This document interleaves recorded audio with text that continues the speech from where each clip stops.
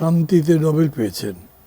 ব্যাখ্যাটা হচ্ছে উনি মাইক্রো ক্রেডিট আবিষ্কার করেছেন বা এটাকে প্রপারলি কাজে লাগিয়েছেন যাতে মানুষের অর্থনৈতিকভাবে, সামাজিকভাবে, পারিবারিকভাবে শান্তি আসছে।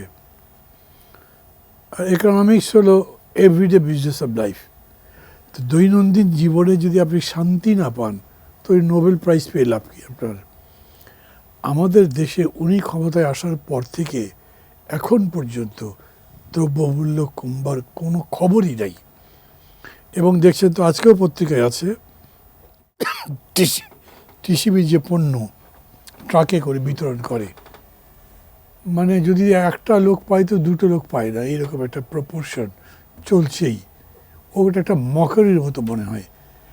এইটাকে উনি যদি মাসে অপেক্ষা করো, তো অপেক্ষা তো 6 মাস করলাম, আমি করলাম না, আমি ট্রাকের লাইনে দাঁড়াইনি, কিন্তু আমি তো মানুষকে দাঁড়িয়ে থাকতে দেখেছি এবং তাদের এক্সপ্রেশন দেখেছি, তাদের কথাবার্তা শুনেছি, পত্রিকায় পড়েছি।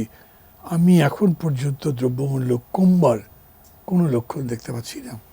সর্বশেষ তারা বলেছেন মুদ্রানীতি ঘোষণা করবার সময় যে এই মুদ্রানীতি এমনভাবে করা হবে যাতে এই যে দ্রব্য মূল্য যে বেড়ে গেছে এটাকে অ্যাড্রেস করা যায়, কিন্তু সেটারও কোনো রেজাল্ট এখন পর্যন্ত হয়নি। এটা হলো আপনার দ্রব্যমূল্য সম্পর্কে আমি বললাম।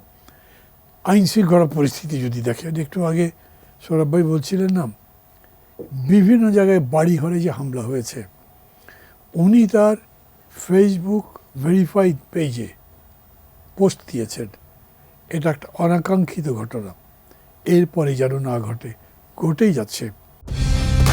কালার এক্সপার্ট, জর্জ স্যাপ এবং মাইল্ড অন হ্যান্ডস টেকনোলজি সমৃদ্ধ অরিক্স ক্রিস্টাল ওয়াশ আপনার লন্ড্রি এক্সপার্ট।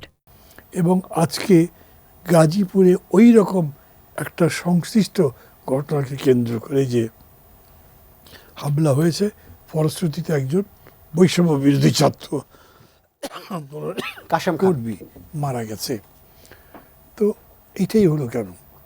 প্রথম কথা হচ্ছে ধরেন এই অপারেশন, এটা কি